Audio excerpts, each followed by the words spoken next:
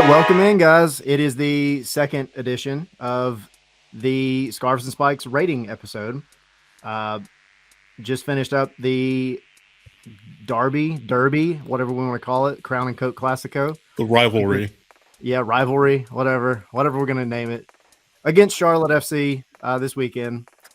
Dominant win by Atlanta. So, without further ado, we're going to go ahead and give you guys our ratings on a handful of players. Before we do that, I just noticed that Tommy was subtly drinking a Coke. Or was that a Coke you were drinking?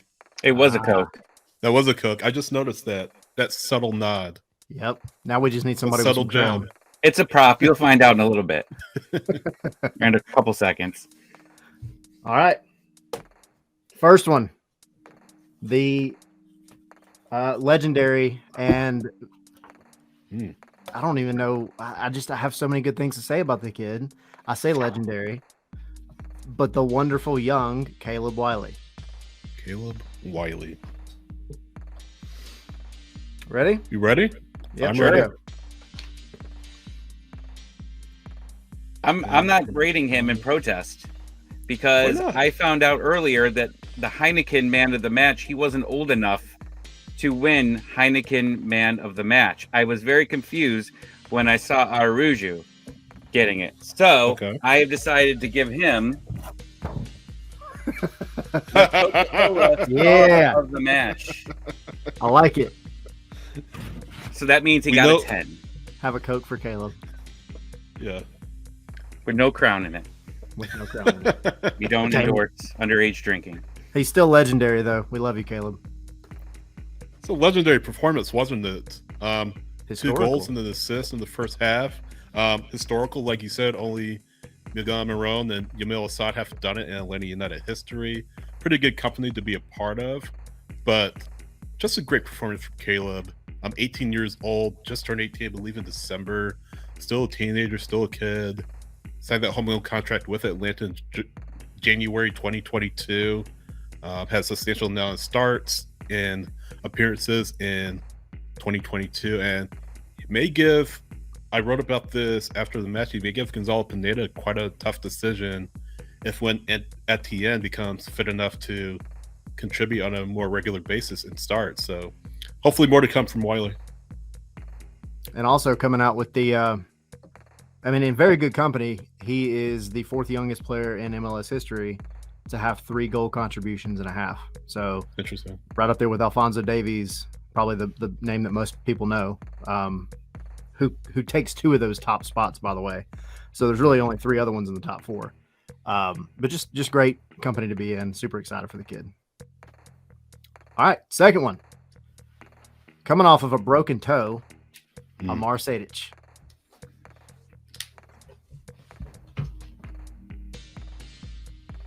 I got mine. All right. I'm ready. Tommy has his. Mine. All right, ready? Let's go. Show it. 8 + 1 times dog. Expected dog.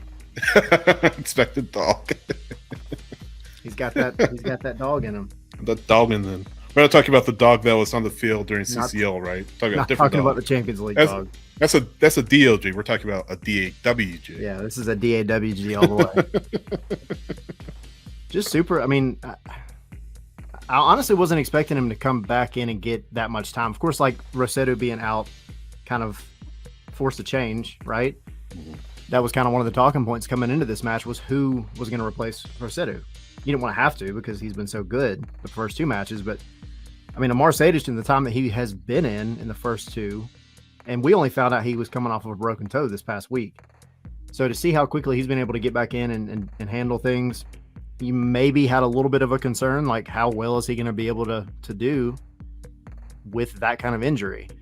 And he said he was fine. To his point and his credit, he said he was fine. But I thought he did amazing. He was the catalyst for that very first goal. So you got to give credit to him. The dude's a hard worker, and he's getting better in the time that he's been in Atlanta United. It seems like every match. So super happy with him. One of those under the radar signings from the offseason. I know Etienne was the big signing, so to speak, but that decision to bring in Sejdic was very key for this midfield considering you had Amar there already, you had Hazetu there already, Ozzy with his injury, not knowing when he'd come back. But Sejdic, like you said, Tyler has really done a great job during his time on the pitch, and again contributing to that first goal for Wiley in the first half, really setting the tone with that takeaway. So hopefully that can carry on throughout the rest of the season if he does need to come back in later on.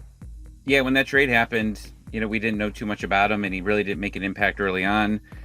And then when Sejdic got hurt last year, he was forced to start a lot of games, and he really did a good job towards the end of the season there. So it was concerning when they didn't basically re-sign him until right before camp opened.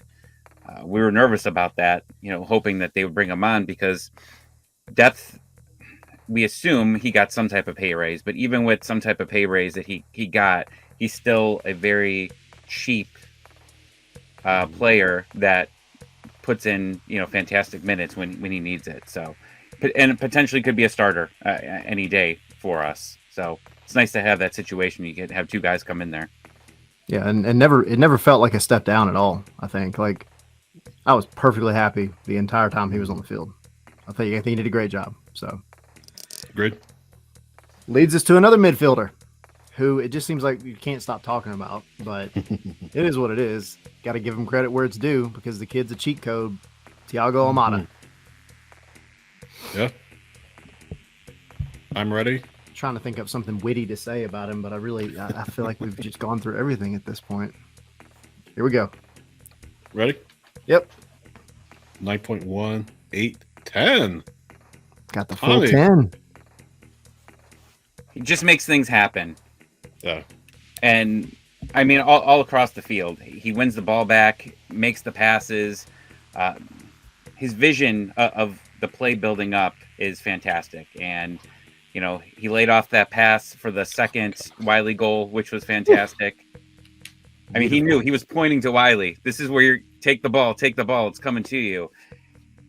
He's amazing to watch right now. And he really is the leader right now, I think, on the field. And that's great for a player that's that young. But he seems like a different player than where he was last year. More mature, influential, talking to other players on the field more.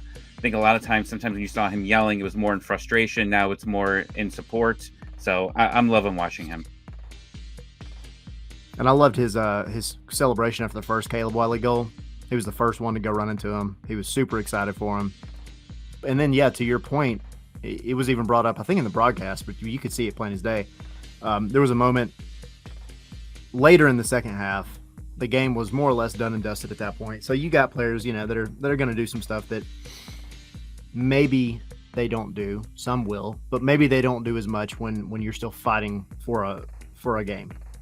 But in the 80th minute, 85th minute, players are going to start doing some extra stuff because the game's almost over. And Araujo did that. There was a moment where he got played in a ball, really good ball, and brought it right to the near post and tried to cut it back. But instead of cutting it back with his right foot, he kind of flopped back to his left and tried to play it into Andrew Gutman. I don't think it was a shot, but it just didn't come off properly.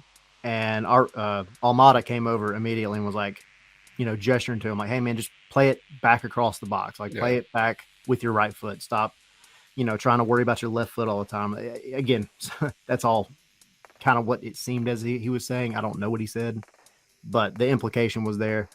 And it's nice to see him taking on that kind of leadership role. Young kid, but the kid knows what he's doing. He's a baller. That price tag just continues to go up, doesn't it? Yeah.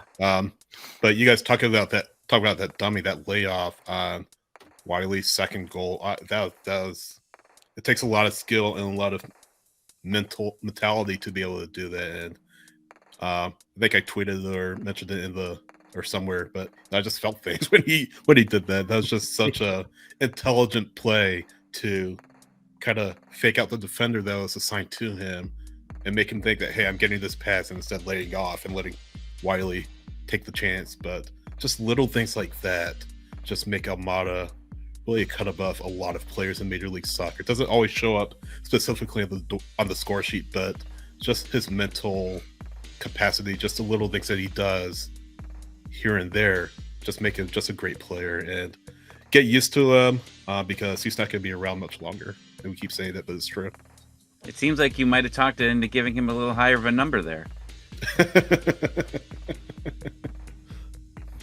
I think that entire sequence to that last goal was one of the prettiest goals I've seen in a long time. Yeah, it was pretty. It was just phenomenal to watch. And then every time you go back and watch the replay, it just gets better and better because you see all the things that everybody did right. And it's so encouraging to see just the team being on the same page. It's just, we've been talking about it, God, since we started doing the Twitter Spaces a year ago, like chemistry. That's what it looks like when a team has chemistry. So it's very, very encouraging signs. Cool. Agreed. All right. Who's next? Leads into the next one. Who I hope this is the breakout for him because it feels like it should be. Luiz Araujo. Oh, I forgot who we were doing. Backwards.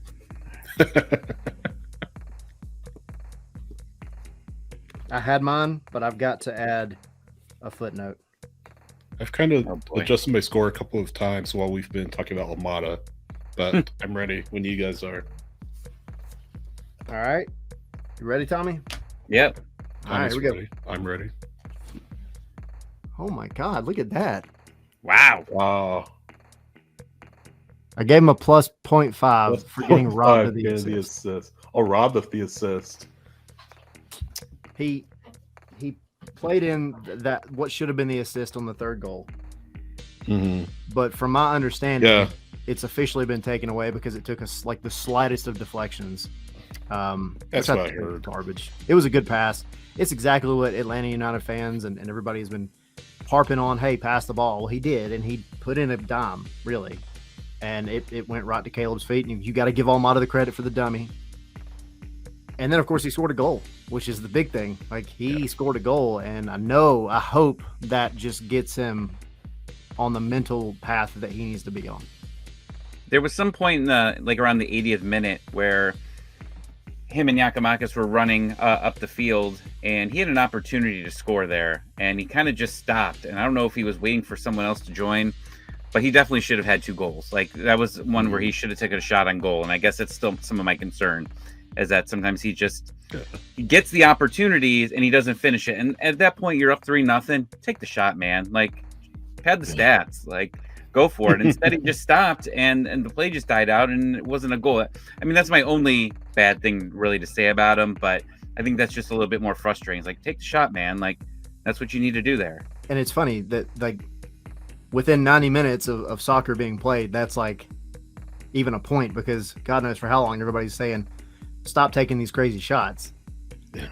But, he has a really good game, gets the goal, gets what really should have been an assist, and then you're up 3-0. So you expect, right, at that point to do the fun stuff because you're winning the game at that point. And then he like overthinks it almost and decides to try to do what he's being coached to do. And it's like, hey man, why didn't you just take the shot at that point? Like the guy, he just can't catch a break. He tried to get to Giakoumakis, which that's fine. Yeah, I give it to him. Trending in the right direction. Yeah, and no, I agree about. Hopefully, this is the turning point. I heard, I didn't hear it live. I heard Conte's call, coming home, on the replay of the highlights, and he said something about the 10,000 pound weight or something like that. It's off Araujo's back. I certainly hope that's the case. Yeah.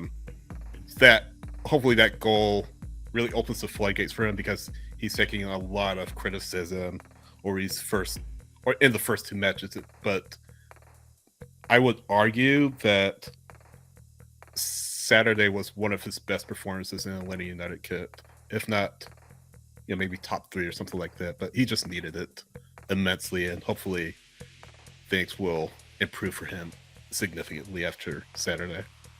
I think it was the best performance that he's had since that quarter of the season that he's played. Like, and then, I mean, when he came in hot, right? Like, he did. Yeah. Scored a couple goals in there. Those were like his best days. And then last year we were like, what is this?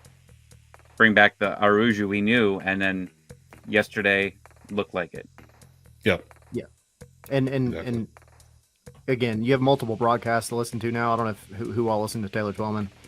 But he is right about Araujo. Araujo, if Araujo hits this year, this team is going to be insane.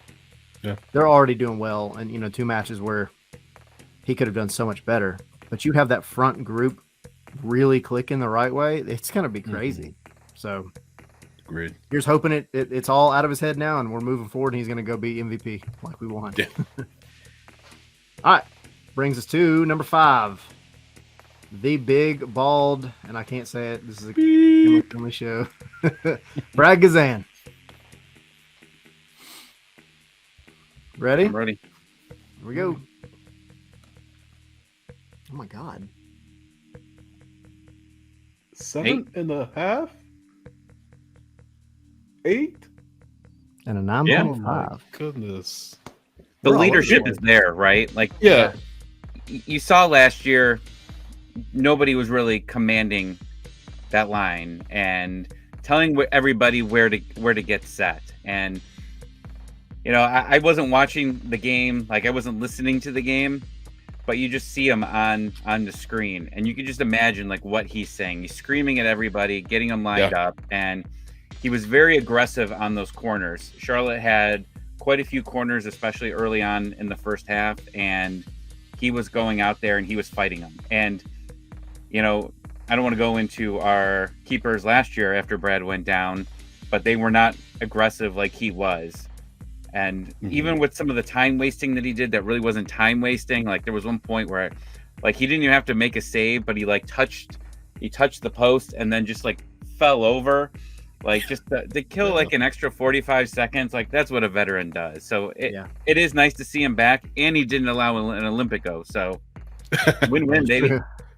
Yeah, I'll so that's kind of why I gave him a 9.5, Tommy. Those little things that you're talking about that he does, just his command of his area, his leadership. I tweeted this kind of tongue-in-cheek on Saturday. It's almost endearing in a way. I kind of miss seeing Brad Guzan barking at defense, yelling, swearing at this defense, F-bombing them when they switch off. I wish it didn't have to happen, but it just shows the command that he has of this team, of this back line, and that's something that was just missing immensely last season. And just his overall command, his overall control of the match, just his composure to not let Charlotte really dictate play to a significant amount, because they were just getting corner after corner, cross after cross. And I feel like a lesser goalkeeper would have just lost his composure and not had performed as well. But kudos to Brad Guzan. That's why I give him a 9.5. The clean sheet, of course, is part of it. But some of those things that I talked about earlier with Almada don't show up on the score sheet, don't show up in the stats. I think Brad Guzan provides that to this team. It's one of those intangibles that this team just missed so much. It's just so good to have Brad back. Yeah, and it's funny that it's so reassuring to have somebody back there that's just losing it on their back line, trying to keep them in shape. And I mean, that's what you need. And we've said it. We've beaten that horse to death. You need it for sure. I think maybe I was a little harsh. I think because he does all the little things well. That's both of y'all's points are spot on. He does all those things well, and I think that really was the difference between the clean sheet and not the clean sheet yesterday. I think maybe I was a little lower, only because I also know that Brad Guzan probably would go back and watch the video and think some of those situations were a little too close for comfort. Yeah. I think he holds himself to a very high standard, and I think there was just a couple times when maybe he was just a little bit late coming off of his line to punch something away, missing one here and there. Like nothing that they got punished on, thankfully. And it's not anything really that he did wrong. You're still coming back from this bad, injury and surgery. But I just think he's getting there. He's trending in the right direction in every possible way. Good. But I just think if you were to ask him, he would probably say, "Oh yeah, I mean, I could do a couple little things here and there better." So not harping on him, not griping on him, but yeah. I don't know. Maybe I was just being a little harsh. I don't know. I need one of those Crown and Cokes. All right, which brings us to I erased it. Dadgummit. I gotta write it again. That's okay. I'll talk while I write. We do. The last one that we have is going to be all of the supporters at the match yesterday. From both sides, right? From both sides. Yep. Oh, from both sides. From both sides. Okay, hold on. I hope this doesn't throw off your math equation. No, I'm good. All right. All right, we ready? Yes. Here we go. I'm giving my second Coca-Cola. I added the S, so it's the stars of the match. There we go. I like it. Yeah. I got to give them credit for the Anton Walk stuff. I think for sure. That was awesome. Everything about that was just classy, phenomenal. The scarves, both of the, the kind of the celebrations, the pre-match rituals, all that. I just think it was a great coming together from two, rival teams. The Atlanta fans showed up in the best way ever. That is the coolest thing to see how well represented they were up there. And I mean, I think it helped the team. I think they definitely felt that presence, especially you get an early goal like that and bring our crowd into it. Then you're looking at a different ball game. So kudos to everybody, and -10 for the scoreboard operator for shutting the scoreboard off, by the way. Yeah, it caught me off guard to hear Charlotte fans booing their team. Just the third game of the second season. And obviously there's frustration. You give up a late goal to New England. You go up on the road against St. Louis, a new team, before losing 3-1. And then you get blown out on your home field against a rival. So it took me aback a little to hear them boo Charlotte. I feel like it's a bit unfair to Charlotte. I understand the frustration, but I feel that that's a bit unfair to the team. Hopefully they can reward their fans eventually. Hopefully not against us, obviously, not against Atlanta, but hopefully they can become a strong side in MLS. But sadly, it's not worked out for them thus far. 0-3-0, 0-3-0, no points through 3 matches. Didn't sit well with me to hear them booing their team as much. But other than that, the pre-match was fantastic. The post-NAN that Jess was talking about, with the fans bouncing, that was a great touch. The anthem, Stadium City anthem, that was a great touch. So shout out to Charlotte fans for that. And of course, the Tifa, we already talked about that. Yeah. Such an incredible moment. And the chant of Anton Walk's name throughout the stadium among both Charlotte and Atlanta fans, that was a fantastic moment. That's awesome. I was a little surprised that they didn't open up the top section for this game. You think that with it being a local rivalry, you'd open the whole thing up. But Sydney, don't forget, Atlanta United fans booed Frank de Boer's first home game when they drew 1-1. That was a close game, and Frank got booed out of the building. Fair. It happened. Very unforgiving fans. Yeah, that's how it is. One minute you're loved, the next you're hated. I mean, I was in another group chat and they looked at the lineups and they were freaking out about it, saying Pineda out. I took screenshots of everybody before, and then when it got to 3-0, I just started posting them left and right. Someone's like, I'm not watching the game. Here you go. You watching it? I bet you're watching it. Yeah. Not you missed I'm petty. I'm very petty. Hey, do it. Bring the receipts. I'm here for it. All right. With that, guys, we appreciate it. We have made it through a second week of our player ratings and reactions. Make sure you guys I'm sure if you're watching this, you're probably already subscribed on YouTube. But if not, hit the subscribe button. Make sure you follow us on Twitter, Twitch, Instagram, at Scarves and Spikes. And the Twitter is at Scarves, the letter N, Spikes.